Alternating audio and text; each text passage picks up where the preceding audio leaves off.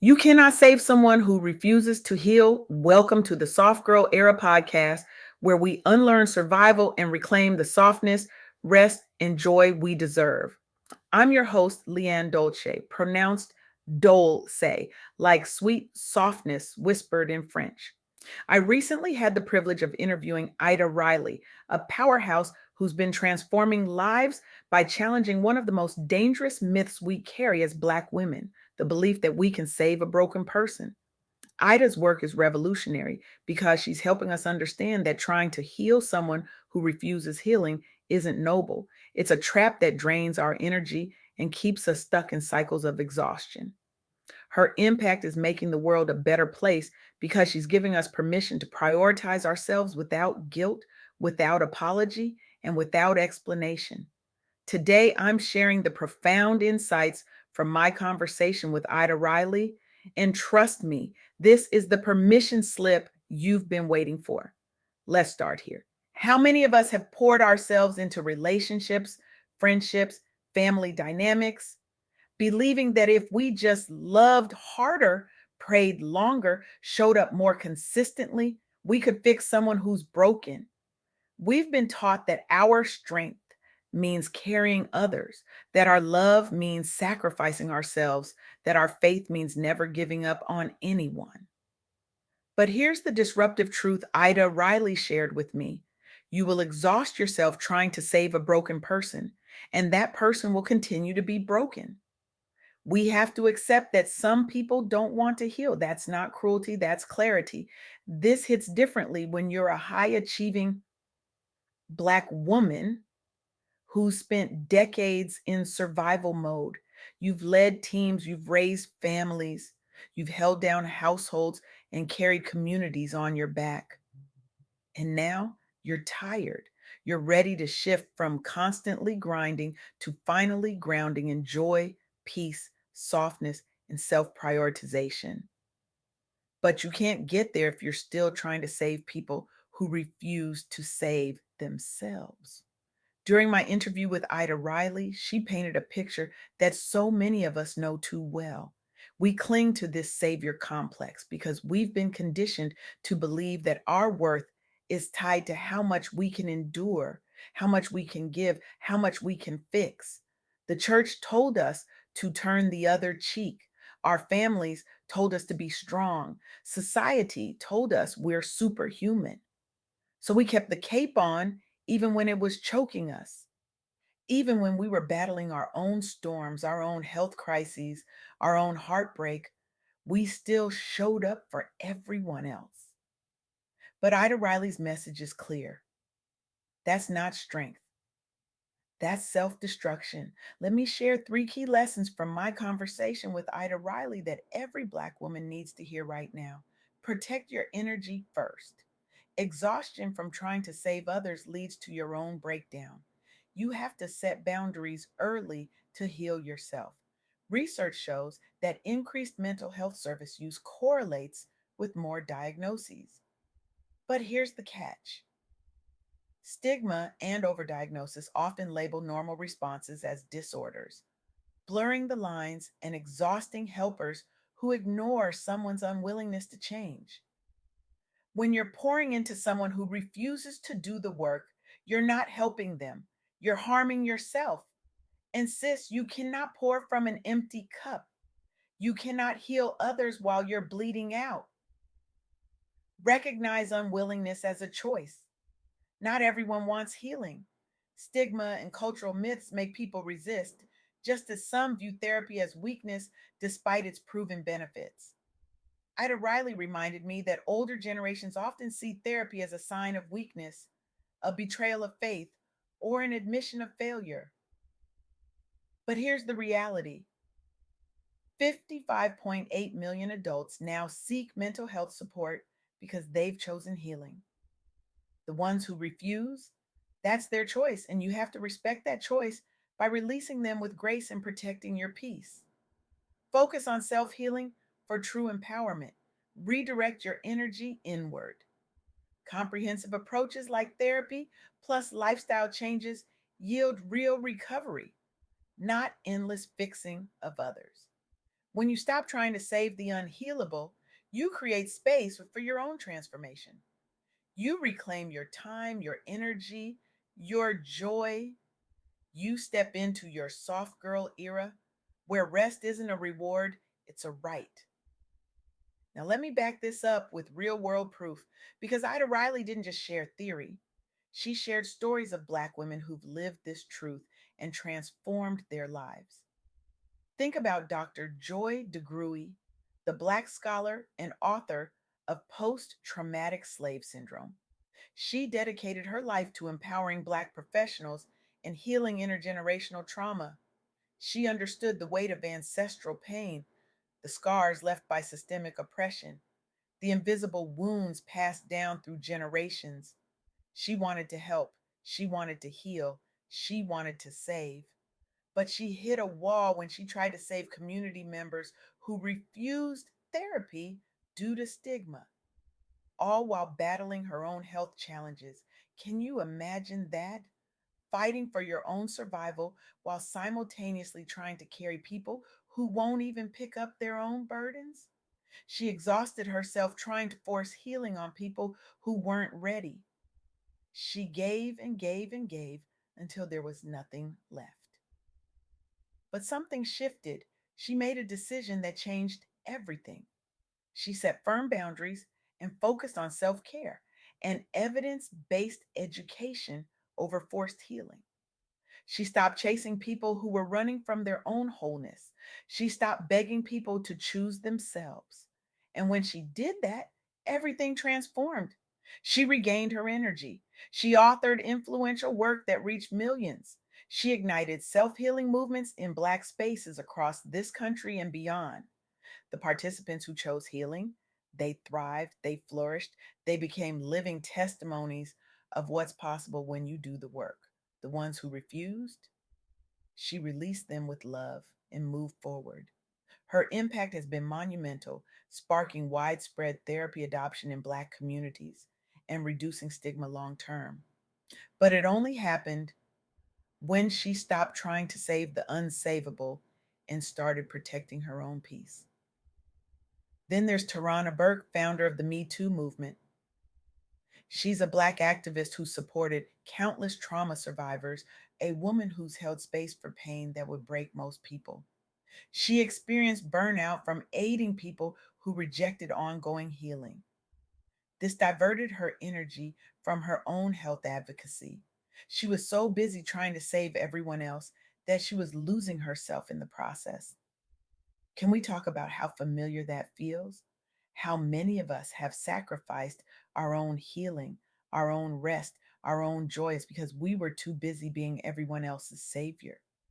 But when she prioritized self boundaries and empowered willing participants through peer networks instead of trying to save everyone, she experienced personal renewal and the movement exploded with focused energy.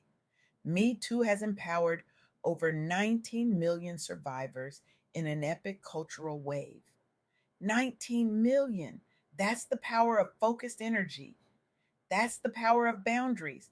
That's what happens when you stop exhausting yourself on people who refuse to heal and you redirect that energy toward people who are ready, willing, and hungry for transformation.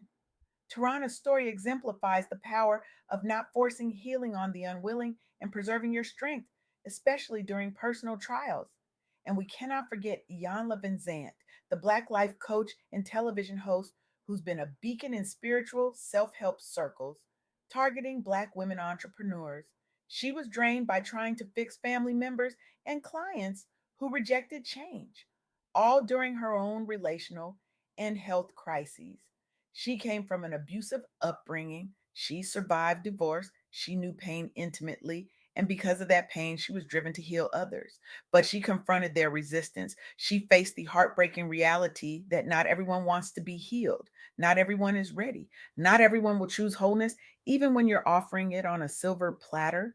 But when she embraced the acceptance principle and walked away from unhealable ties to focus on willing audiences, she found bestseller success and renewed purpose. She conquered the airwaves with Fix My Life, dramatically liberating thousands through tough love truths. Her impact has normalized boundaries in Black self help, influencing therapy uptake and leadership resilience across our communities.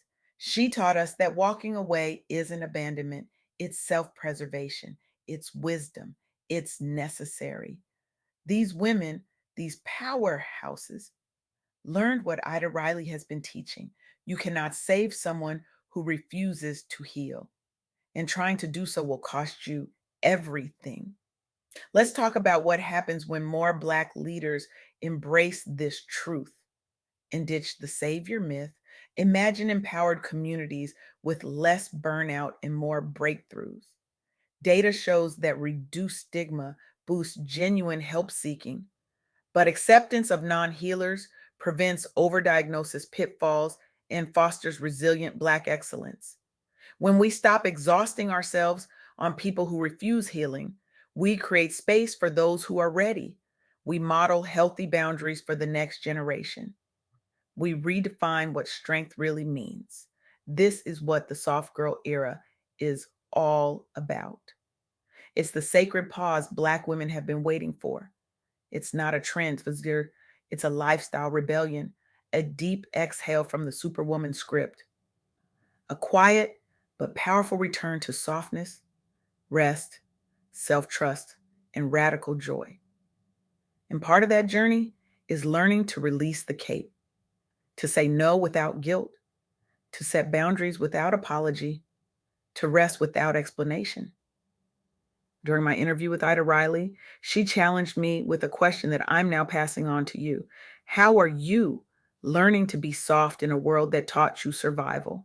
Because here's the truth, sis, softness is not weakness, it's a radical act of self love.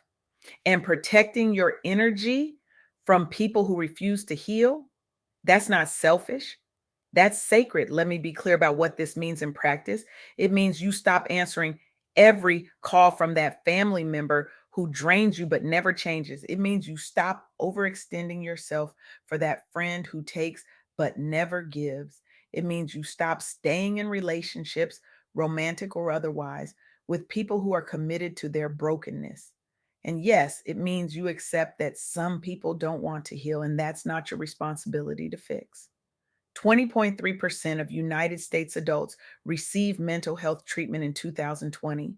That number reflects awareness, not just need, but it also risks overdiagnosis and helper fatigue when we ignore someone's unwillingness to change. Myths like medication changes personality or therapy stigma prevent genuine healing because people reject multifaceted treatment.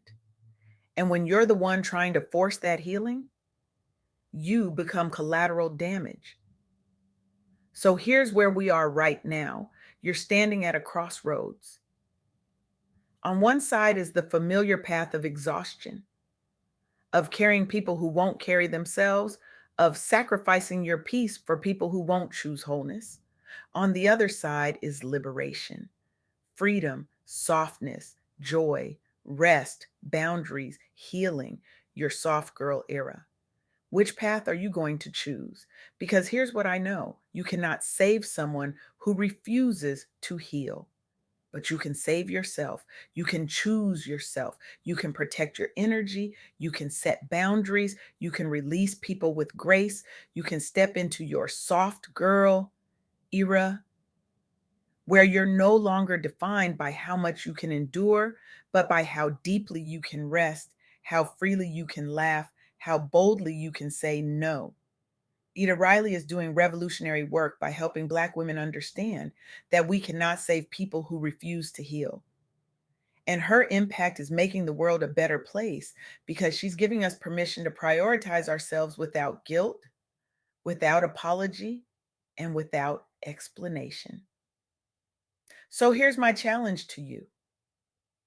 Today, right now, identify one relationship that's draining your energy. Ask yourself, is this person choosing healing?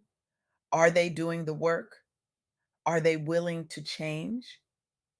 If the answer is no, it's time to release them with grace, not with anger, not with bitterness, but with the understanding that their healing is not your responsibility. Your healing is. This is not about being cold. This is not about being heartless. This is about being honest. This is about being wise. This is about being free. Because the truth is, you've been carrying people for so long that you've forgotten what it feels like to walk light. You've been so busy saving everyone else that you've forgotten you're worthy of being saved too. You've been so committed to their healing that you've neglected your own, but not anymore. Not today. Not after this moment. You deserve to be soft. You deserve to rest. You deserve to heal. And you absolutely deserve to release anyone who refuses to do the same. Welcome to your soft girl era where you unlearn survival, rediscover softness, and reclaim the joy, rest, and freedom you deserve. This is your permission slip. This is your invitation. This is your moment. Now go. Audit that relationship. Ask the hard questions. Make the tough decisions. Protect your peace. Guard your energy. Choose yourself and step boldly into the life you've been too exhausted to even dream about. Because, sis, you cannot save someone who refuses to heal, but you can absolutely save yourself. And that is where your true power lives.